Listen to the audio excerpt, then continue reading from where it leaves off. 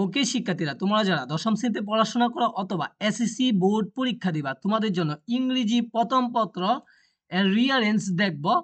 তো রিয়ারেন্স গুলো আমরা বাংলা অর্থ সহকারে রাখছি যাতে তোমরা পরীক্ষা পর্যন্ত তোমাদের মনে থাকে শিখলে। ঠিক আছে, তোমরা বাংলা অর্থ সহকারে না শিখলে তোমাদের কিছুদিন পরে এগুলা ভুলে যাইবা। এই জন্য আমরা বাংলা অর্থ সহকারে তোমাদেরকে পড়াচ্ছি যাতে রিয়ারেন্স গুলা তোমাদের মনে থাকে। তো রিয়ারেন্স এর মার্ক কত থাকে ভাইয়া? তোমরা একটা কোয়েশ্চেন করবা যে 8 মার্ক থাকে। 8 মার্ক অত্যন্ত সহজভাবে তুমি তুলে নিতে পারবা আমার প্রত্যেকটা রিয়ারেঞ্জের ক্লাসগুলা যদি তোমরা ধারাবাহিকভাবে দেখো। তো এই 8 মার্ক কিন্তু অত্যন্ত গুরুত্বপূর্ণ। অবশ্যই তোমাদেরকে রিয়ারেঞ্জে 8 এর মধ্যে 8 পেতে হবে ইংরেজিতে ভালো করতে হলে বা পাস করতে হলে। তো চলো এই রিয়ারেঞ্জটা আমরা আজকে শিখি। তো এখানে দেখো উত্তর সহকারে রাখছি। তোমরা যে বলো উত্তর দিবা, উত্তর দিলে এইভাবে একটা টেবিল বানাইবা। যেহেতু 8টা লাইন এখানে আছে এই পর্যন্ত, তো 8টা লাইনের জন্য 1 2 3 4 5 6 7 8 এভাবে 8 পর্যন্ত লিখবা। এরপরে প্রথম এইখানে 8টা লাইন সবগুলা এলোমেলো দেওয়া আছে, মানে প্রথম যে লাইনটা এটা প্রথম হবে না। ঠিক আছে, মানে এলোমেলো দেওয়া আছে।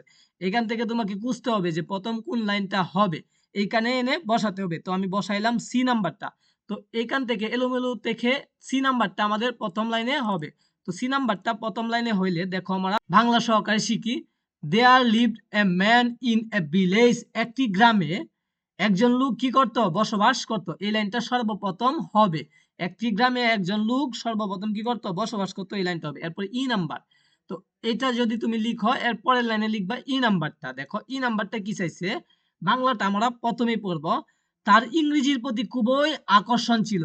একটা গ্রামে একটা লোক বাস করত, তার ইংরেজির প্রতি অনেক আকর্ষণ ছিল। ঠিক আছে, তো he had a great attraction to English, তার কি ছিল?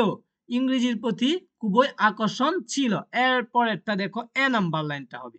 এরপরেরটা তুমি এ নাম্বার লাইনটা দেখো এইটা। He went to a teacher, সে একজন শিক্ষকের কাছে গেল। সে কি করলো? একজন শিক্ষকের কাছে গেল। তো একটা লোক একটা গ্রামে বাস করতো, তার ইংরেজির প্রতি অনেক আকর্ষণ ছিল। সে কি করলো? একজন শিক্ষকের কাছে গেল। কি করতো? ইংরেজি শেখার জন্য। এই যে গো, ওয়েন্ট, গন, তাহলে এটা হলো 2 নাম্বার। তাহলে গেল, সে কি করলো? গেল। কার কাছে গেল? শিক্ষকের কাছে গেল। তো এ নাম্বারের পরের লাইনটা হবে জি নাম্বার লাইনটা। জি নাম্বার লাইনটা দেখো এখানে দেওয়া আছে। The teacher began to teach him, শিক্ষক তাকে পড়ানো শুরু করলো। শিক্ষক তাকে কি করলো? পড়ানো শুরু করলো। ঠিক আছে, শিক্ষক তাকে কি করলো? পড়ানো শুরু করলো। বারবার পড়বা, ভালো করে খাতায় লিখে লিখে পড়বা। এরপরে হবে বি নাম্বার লাইনটা। দেখো বি নাম্বার লাইনটা দেওয়া আছে এখানে। লোকটি বুদ্ধিতে একটু দৃঢ় ছিল। লোকটি কি ছিল? শিক্ষক বলল যে লোকটি কি ছিল? বুদ্ধিতে একটু দৃঢ় ছিল। এরপরে দেখো এইচ নাম্বার লাইনটা হবে। এইচ নাম্বার লাইনটা এখানে দেওয়া আছে। সে নিয়মগুলো বুঝতে পারছিল না। He could not understand the rule of grammar, সে নিয়মগুলো কি করছিল না? বুঝতে পারছিল না। এরপরে হবে এফ নাম্বার লাইনটা। তো ভাইয়া তুমি এফ নাম্বার লাইনটা বাংলাটা আগে শিখো। শিক্ষক তাকে ছেড়ে দিলেন। এই যে শিক্ষক কি করলো?